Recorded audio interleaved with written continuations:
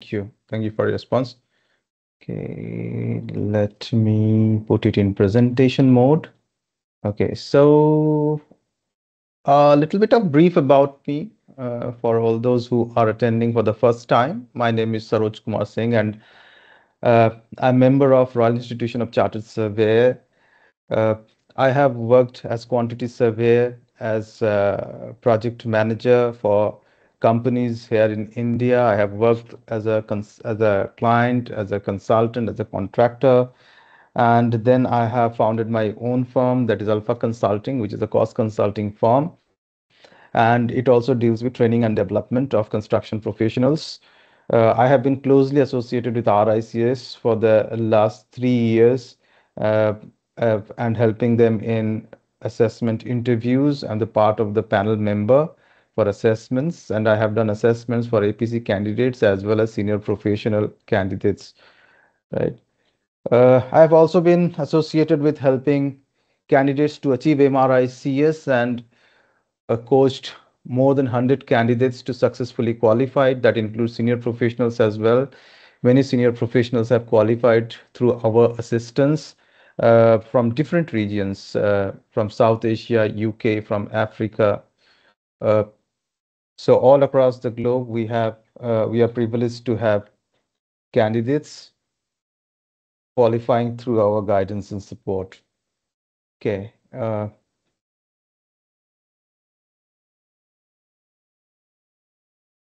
Okay, so what we are going to discuss today, I will go into a brief of what RICS is all about, what RICS is doing, what is this charter certification MRICS, why you need to do MRICS, what are the eligibility criteria, 6 things you must know before you start your journey, and then a roadmap to achieve your MRICS through senior professional assessment route. But after that, I will also go into explaining how we are helping the professionals, what services you will get through us if you want to achieve your MRICS through Alpha Consulting support, right? Okay, so this is a bit brief about RICS. I will not go into in a comprehensive discussion of this because you can get this information so readily available on RICS portal. So this is a globally recognized professional body in built environment that regulates the profession, surveying profession, right? And set up the standards, professional standards. They regulate the members across the globe through their ethical standards and rules of conduct. Right? They also publish journals, literatures that acts as a benchmark for regulating the professions. Right? Now there are 150,000 qualified professionals all across the globe. They're operating in more than 100 countries today, have offices in significant financial market. Uh, so, frankly speaking, MRICS has become a criteria for well-established or reputed organizations to hire the employees and the team members for them. And I have seen many job offers that specifically seek MRICS professionals. That is one of the criteria, that the candidates should be MRICS, right? So it is becoming entry level criteria for few of specific positions in the company, right? And if you are a senior professional, you should not miss out on it, because for you for you as a senior professional, it will be relatively easier than people who are going through the APC process. That is more rigorous process. If you have worked for more than 10-15 years in the industry, and if you are holding a senior level position in the company, what is senior level, I will explain, because all senior level will not qualify for senior professional assessment route. There is some criteria or indicators that needs to be demonstrated by the candidate. Okay. So you should not miss out on this, right? And in relatively shorter period of time, you will be able to achieve MRICS if you go through senior professional assessment route. Okay. What MRICS does, so they regulate the profession. They have ethical codes of conduct. So if you become the member of RICS, you are bound by those ethical conducts. They offer DSR solutions. DSR means dispute resolution solution services are also there. They publish industry guidance standards, right? Uh, the most important part that RICS does is it it enforces the strong code of ethics, right? And if you become a member, it will be your obligation as a member to be bound by those ethics. So which indirectly creates a trust factor between the client and the professional, right? So every client wants the professionals to be ethical, right? So you can find technically competent people. You may find, but finding ethically integrated people is really difficult. So that is where the role of RICS comes. And if somebody is carrying the membership of this institution, so it is taken as a benchmark of integrity and ethical conduct, right? So it is important. It creates a trust factor. MRICS, what is MRICS? It's a chartered qualification. It's a member of Royal Institution of Chartered Surveyor. So the full form is Member of Royal Institution of Chartered Surveyor. Now, it's a chartered qualification. If you are through the quantity surveying route, you will be said as chartered surveyor. And if you are through the project management route, you will be chartered project manager, right? So it's a stamp of excellence, or you can say it's a mark of trust in the industry if you achieve this MRICS. And now benefits of MRICS, these are some of the benefits. Competitive edge, passport to international practice. Yes, so it's a globally recognized, and the global standard is same all across the globe, right? Now, if you are MRICS in South Asia, you'll be equally respected and trusted wherever you do the work as an MRICS, right? So it's a global standard. There are many candidates, those who qualified from South Asia are successfully practicing in UK, are successfully practicing in um, Middle East countries. So they're equally respected, right?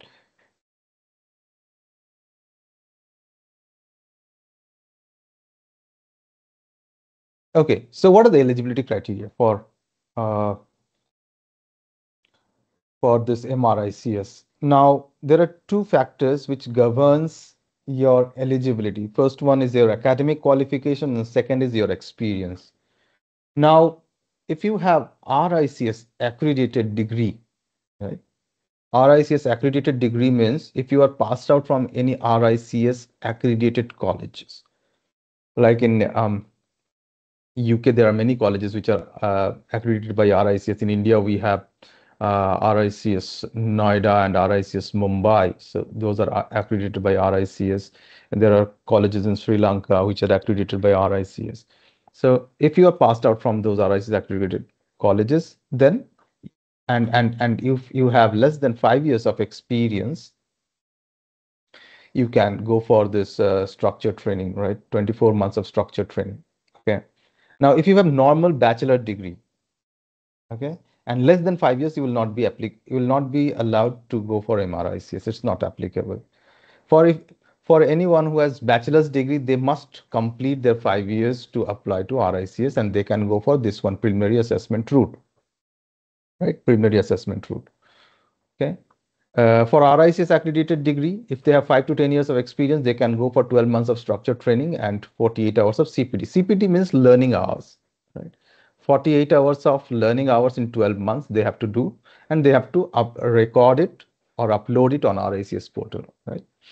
Now, if you have more than 10 years of experience and more than 10 years of experience, then you can go for the senior professional assessment route.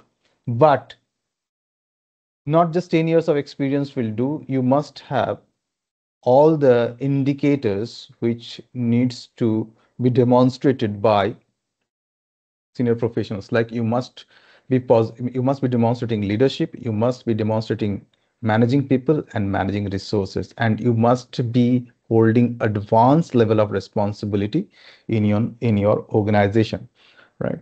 So before allowing you to go for senior professional assessment route, RICS will ask you to submit a profile statement and your CV. RICS will vet your CV and your profile statement, and on the basis of this vetting, they will allow you or they will reject your application. So that depends on uh, how effectively you write your profile statement and how your profile statement is matching all those indicators which are laid down by RICS as a benchmark for senior professionals, right?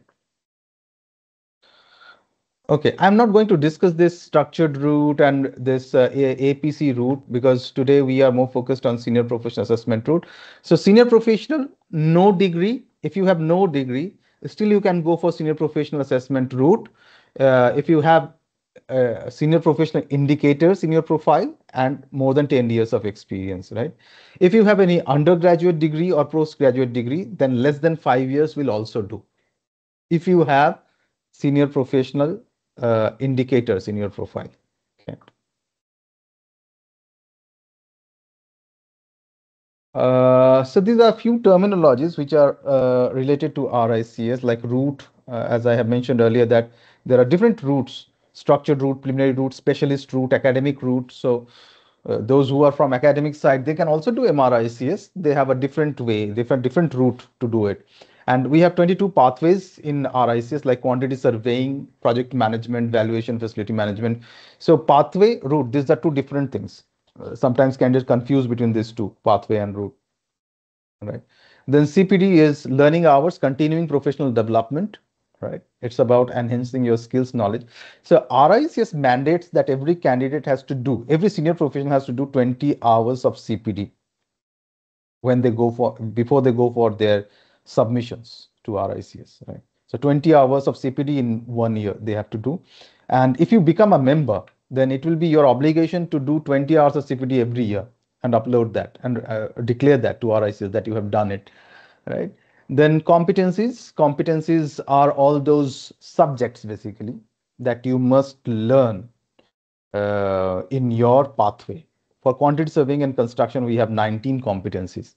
So there will be some mandatory competencies, there will be some technical competencies that we will see going forward. So you have to learn those competencies, okay?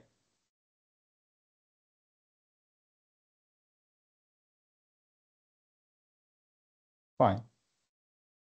Uh, Now, who is senior professional as per RICS? So as per RICS means if you look at RICS uh, candidates guide, it says that an individual with advanced responsibility who is recognized for their impact and career progression within the profession. So advanced responsibility. What is this advanced responsibility? Advanced responsibility means you should not be involved just only in the transaction sort of things. You must be involved in the strategic decision making for your organization. You must be contributing to the KPI, key performance indicators of your organization. So that is advanced level of responsibility. You are leading the organization through managing people. Managing people means managing stakeholders. You are managing your client, your contractor, your team members. So you must be managing people and managing resources, right? Managing resources means financial resources, not human resources. Human resources is the part of managing people. So managing financial resources. So all these indicators should be there as a part of your senior profile. Then only you'll be considered as senior professional, right? So case one, no degree. So if you have no degree, if you have 10 years of relevant experience and senior profile, you can go for senior professional assessment route, undergraduate degree or postgraduate degree, 5 years of experience plus senior profile, right? You can go for it. So senior profile means indicators, behaviors plus competencies. These are the three combinations of your senior profile. Indicators, what are the indicators? So these are the indicators. Leadership, right? Leadership, managing people, managing resources, okay? Position in the organizational structure means you must be delegating your works means some people should be there who will be reporting to you, and in turn, whom you are reporting to is also important, right? So mostly in the higher level of the organization where you are reporting to the managing director or maybe project director, or maybe you yourself, you are project director, so that will help. That will add to your senior professional profile, right? So you have to provide your organizational structure as well when you will be writing your uh, profile statement that needs to be submitted to RICS. Then decision making. Uh, what sort of role you are involved into? Are you involved into strategical decision making? Are you leading through changes or not? Have you implemented any change in the organization or not? So that all these factors will be checked. Are you contributing to the KPIs of your organization or not? That will be checked. International dimension. This is one of criteria, but it's not mandatory that you have to have international dimension. You have to work in the international dimension. It's not like that. You you may not have, but these three things are important: leadership, managing people, managing this. These are mandatory, that it has to be demonstrated, and position in the organizational structure. Then your international dimension is okay. Client base. Are you contributing to create client base? What type of client base you have? Means who are your clients? Those whom you are reporting to or managing the clients. That also adds some value to your senior profile. Recognitions from peer media professionals bodies. Now, if you have earned some recognitions, rewards, if you have membership of any other professional body, that will add to your senior profile. So this is what you can consider as your indicators when you are writing your senior profile statement that needs to be submitted to RIC. Then behaviors. So what are the behaviors? Acting with integrity, ethics should be there as a part of your behavior. Uh, Standard practice, you must be advocating standard practice. You must be taking responsibility to deliver professionalism. You must be demonstrating professionalism. You must be act as a good, you can say, a good ambassador for the profession, and you must be acting in the public interest. So these are the things, these are the behaviors that needs to be demonstrated of a senior professional. And competencies, what competencies you need to be competent at, so that is governed by the this pathway guide of RICS, where you will get the list of competencies that should be demonstrated by you according to your pathway. So say, for example, if you are from project management pathway, you have to refer to the project management pathway guide. So there you will see, there you will see 18, 19 competencies will be there, listed there, right? And you need to understand all those competencies, because these competencies will be inquired, will be asked to you, right? The questions from the competency will be asked to you in your final assessment interview. So you need to learn those competencies and prepare yourself before you go for your final assessment interview, right?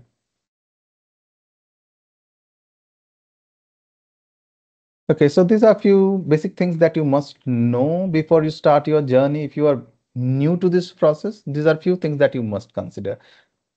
Okay, why you are doing it, who should be your mentor, or who should be counselor to you, because this is a procedural, highly procedural certification. Means you have to do a lot of things, submitting the profile statement, getting the approval from RICS, then submitting your documents to RICS like your degree certificates, and then your organizational chart, and your CV, and all these things you have to submit, and then you will get your approval, then you will get the portal, you have to make the payments. Then on the portal you have to do a lot of things there, right?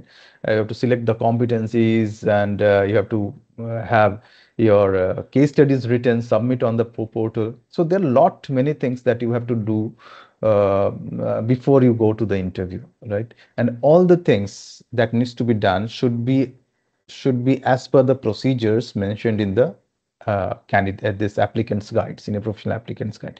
That has to be followed. You cannot miss out on these things, because simple, if you just cross the word limits of your submissions can get rejected. If you are not demonstrating the competencies in your submission, it will get rejected.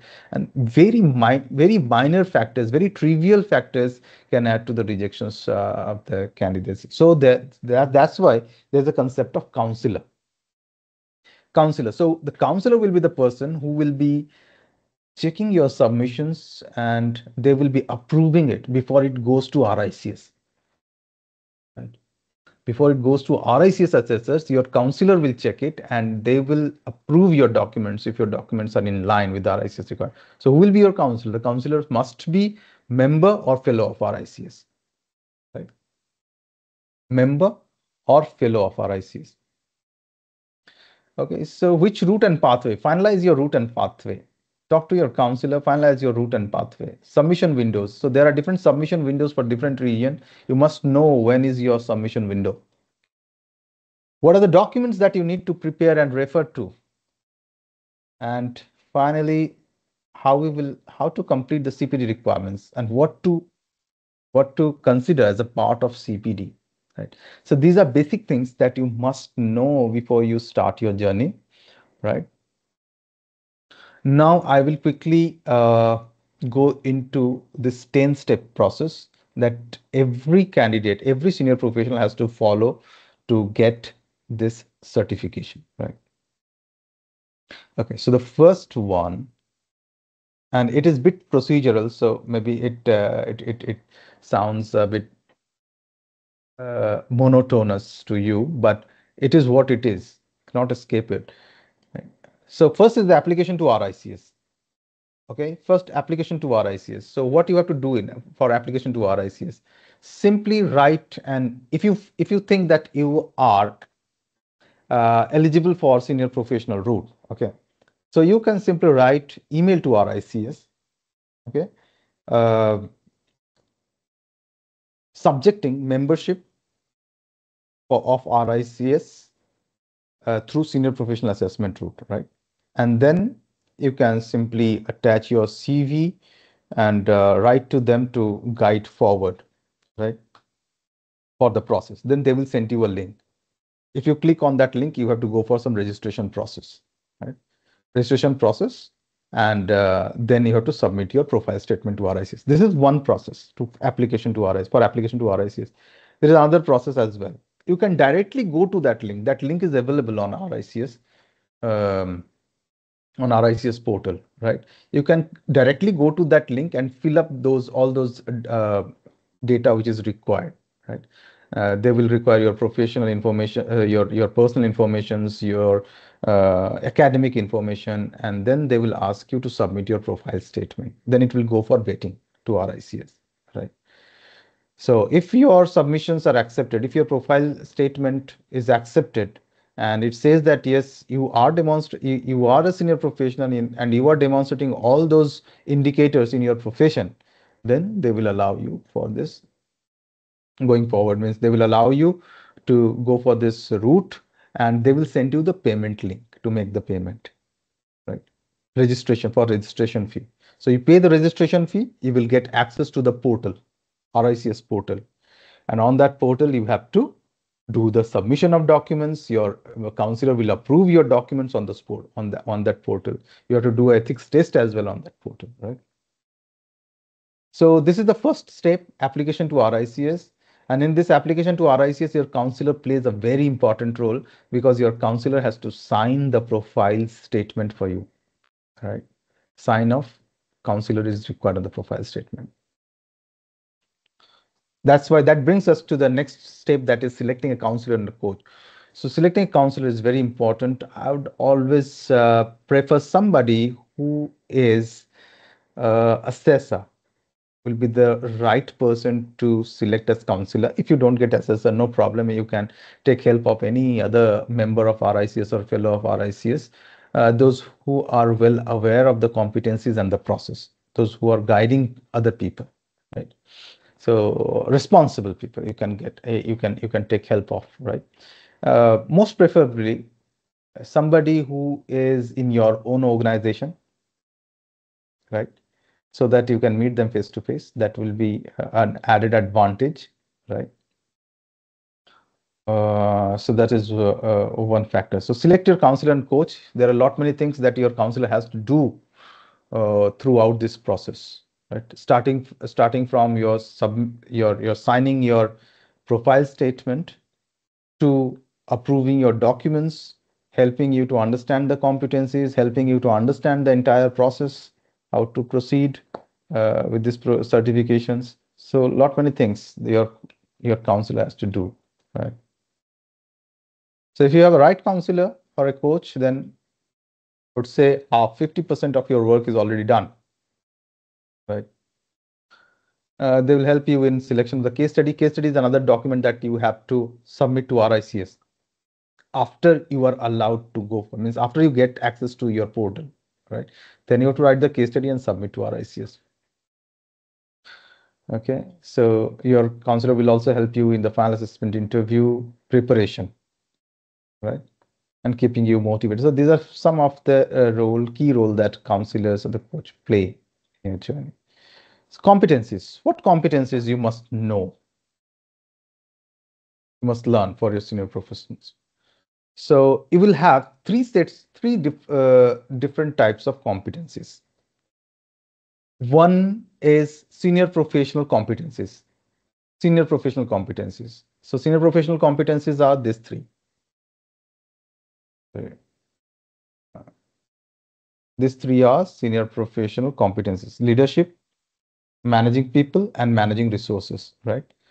So you have to go through these three competencies, and then there are mandatory and technical competencies. So these are the mandatory competencies, 11 mandatory competencies. What are these mandatory competencies?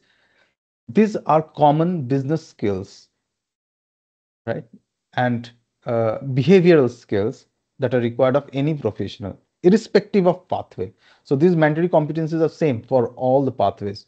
For valuation, facility management, project management, you will get the same mandatory competencies. Now we have this technical competence. Technical means core competencies and optional competencies. Optional competencies are also technical competencies, right? So optional means you have to select two competencies out of it, right? So here two competencies, and here this six competencies in level 3. So I'm showing you quantity surveying and construction pathway competencies. More or less same you will find for project management, right? So there will be also mandatory competencies and core competencies, optional competencies. Okay. So that you have to select and you have to learn these competencies, because these competencies will be inquired and questioned during the final interview, right? Now, what to learn in these competencies? For that, you have to follow the pathway guide. So you'll understand what are the study checklist for this competencies.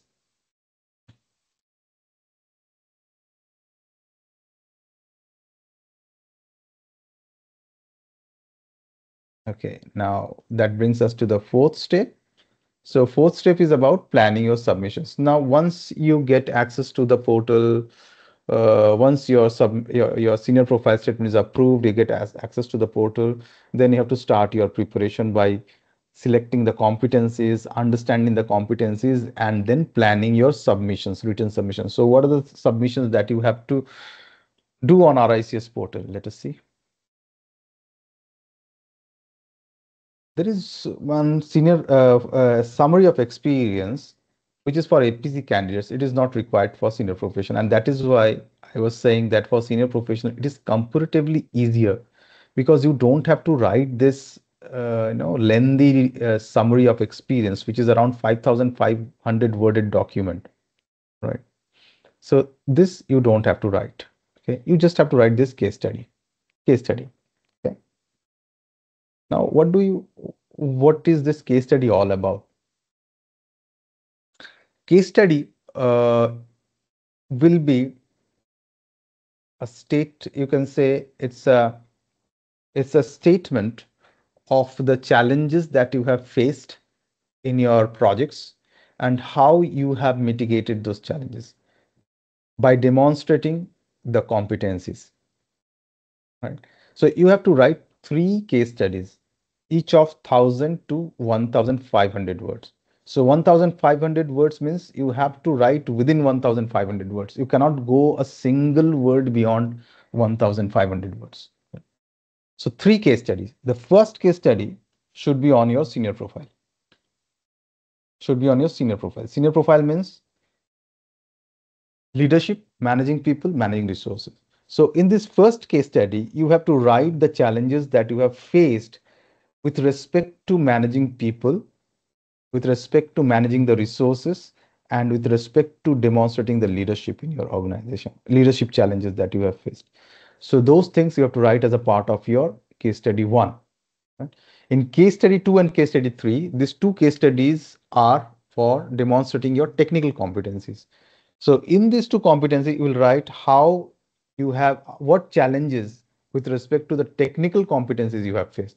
Like you may have faced any commercial challenge, you may have faced any challenges related to contracts management, contracts practice basically, or you may have faced any problem related to tendering, procurement, how you have managed those things, how you have demonstrated your competencies while managing or mitigating those issues.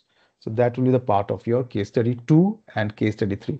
Now, what is the difference between this case study 2 and case study 3? They could have, only included case study 2 and written all the technical competencies there. So as we have seen in the list of competencies, technical competence, there are many technical competencies, 6 plus 2, 8 competencies. So in case study 2, you have to demonstrate at least two technical competencies from the list of 8. And in case study 3, you have to demonstrate another 2, which is not similar to the previous 2 competencies. Right? So if you are demonstrating contract practice and procurement in technical competency case study 1, sorry, in this case study, we are this case study 2, right? So here, if you are demonstrating contract practice and procurement and tendering, in case study 3, you cannot take the same. You have to demonstrate quantification and project finance maybe, right? Or you can demonstrate commercial. So any other 2, apart from what you have already demonstrated in case study, technical competency 1, right? Case study 1. So that you have to keep it in your mind, right? Now, there is a specific structure how you should write your case study. Okay, this is the structure. Okay. So there will be a brief overview of the key issues that you have faced in the project, and then what was your role in the project. Then outline of the few challenges and how you have resolved it, and what was the outcome after resolution. Okay. So this is how you have to structure your case study. During our guidance program, we generally provide some model submissions of our passed out candidates to help you understand how it should be written, how an effective submission should be written, to help you in understanding in the structuring of the case study, right? So it will be there. Okay, CPDs. So along with the case study, you have to do CPD, means you have to upload CPD records. So 20 hours of learnings you have to record on your portal. What you have learned in the last 12 months from the date of submission, going back from the date of submission. Okay. So 20 hours of learning, maybe you have done some CPD on contract practice. You can write that you have done 1 hour or 2 hours of CPD on contract practice. Even today, what we are doing, this CPD is also formal CPD. Okay, formal CPD. You can record that on your portal. Like you have attended 1 hour of program on guidance for senior professional assessment through professional assessment route to MRICS. So that also you can upload as a part of your formal CPD, right? So like that, you have to upload 20 hours. Okay. What else you have to do? Complete 20 hours of CPD. Then you have to do one professionalism module, that is ethics test, on the portal. Okay, this is the professionalism module or ethics test. So ethics test is based on a module that you have to go through on the portal, right? And after you finish the module, reading the module and understanding the module, you have to go for a multiple choice question answer. And you have to you have to score 75% in that professionalism module test, right? Now, what if you are not able to get that 75%? You will get multiple attempts to qualify it. So nothing to worry about, right? You can get n number of times. You can take n number of attempts to qualify. So you will be able to qualify it. Maybe in the first attempt, second attempt, or third attempt, but you will be able to qualify it. Okay. Then this case study has to be uploaded. Summary of experience is not applicable for you. CPDs has to be done. Competence selection has to be done. Counselor you have to select from the very first day, right? And once it all is done, your counselor will approve your documents, right? And then you will do the declarations. And finally, it will go to the RICS assessment panel for assessing the documents and arranging an interview for you if all the documents are in line. Okay.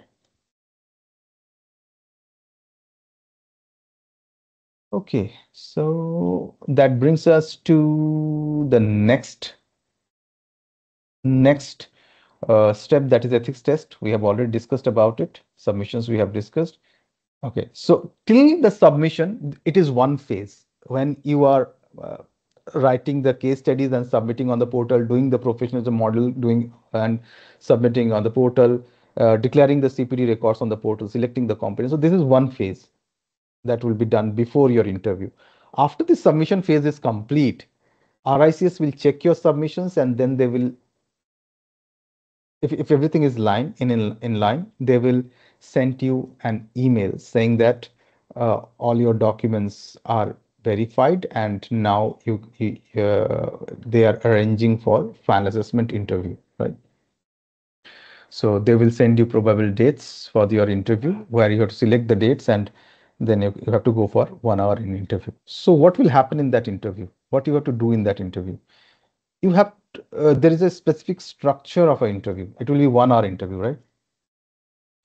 1 hour interview.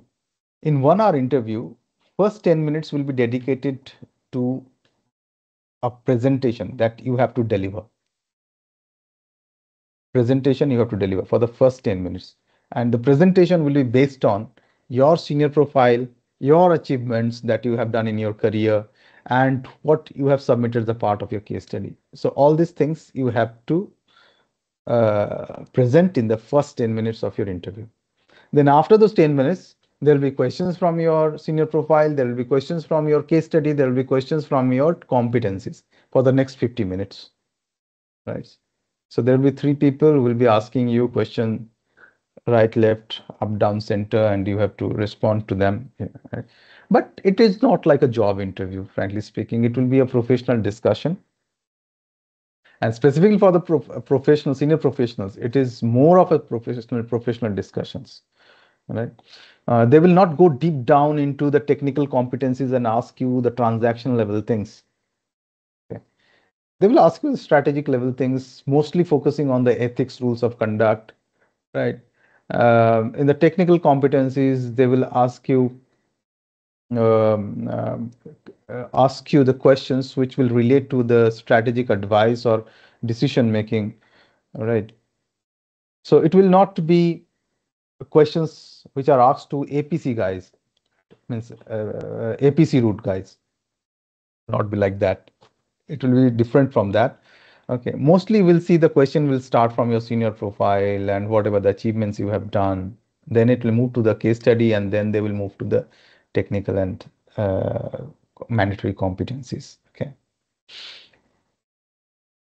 So prepare a PowerPoint presentation on your case study and your senior profile that you have to deliver for 10 minutes.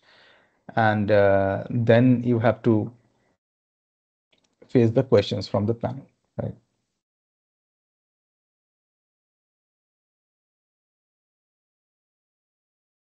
Doing mock interviews are important before you go for your final assessment interview.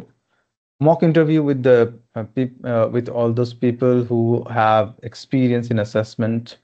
So they will be they are the best person that they for guiding you for your final assessment interview. right? They understand the format of the interview if they have done it already. And they know how to frame the questions or ask the questions to the senior professionals. So get guidance from somewhere to do some mock interviews before you go to your final interview, right? And the final step is once the interview is done, your result will be published in 5 working days. You will get to know your results in 5 working days, right? So this is how you follow step-by-step process, and you can achieve your MRICS, right? So I have tried to explain the process very quickly in a very short time, right? There are many things, there's minute things involved in each of the process, which you will experience while you will be doing this certification program. But in short, I have tried to explain you.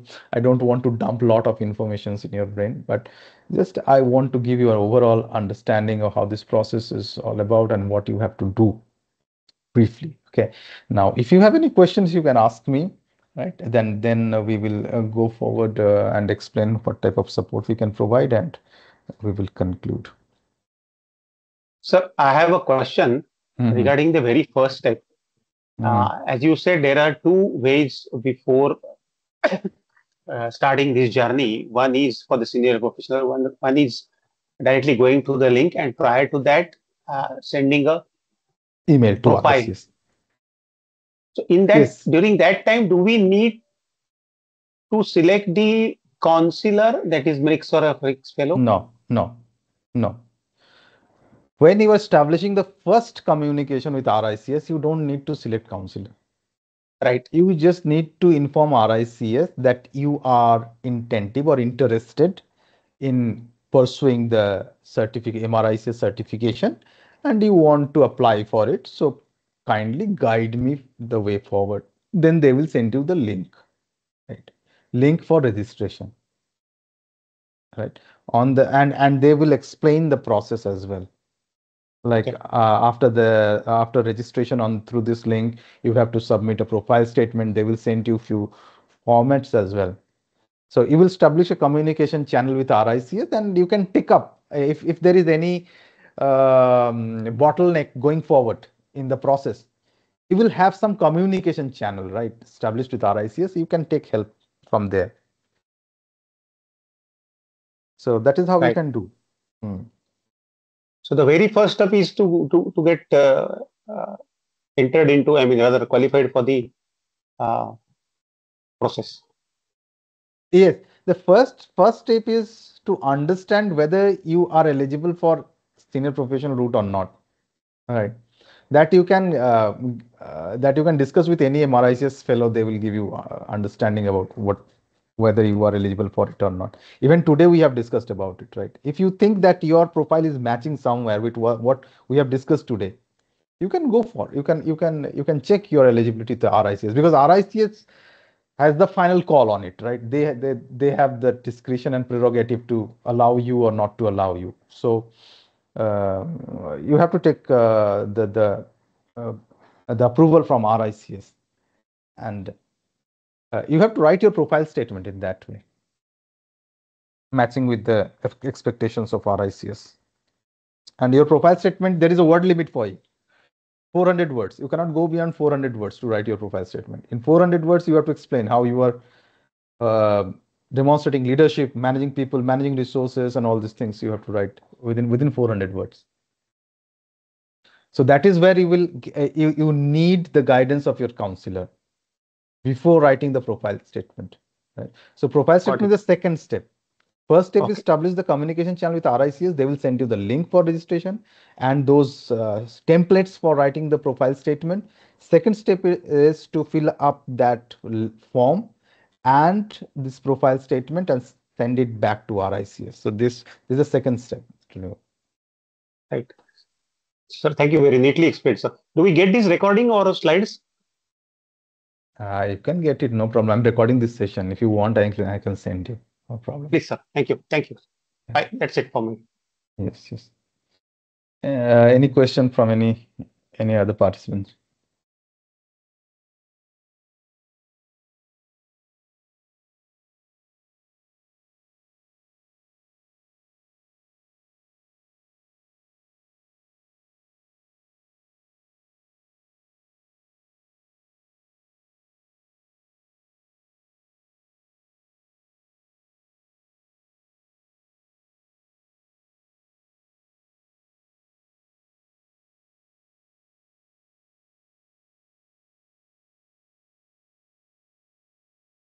Okay, so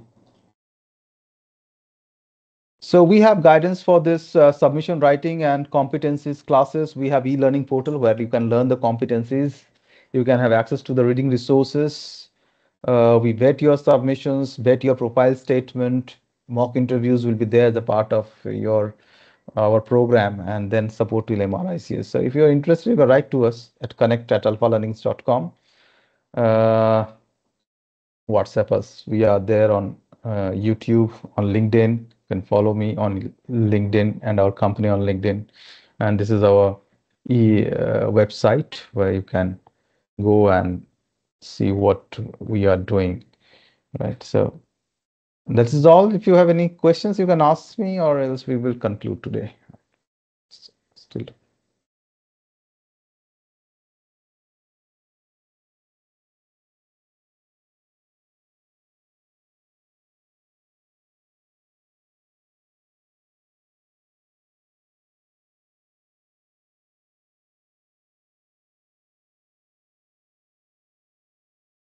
Okay, then. So thank you very much for participating today.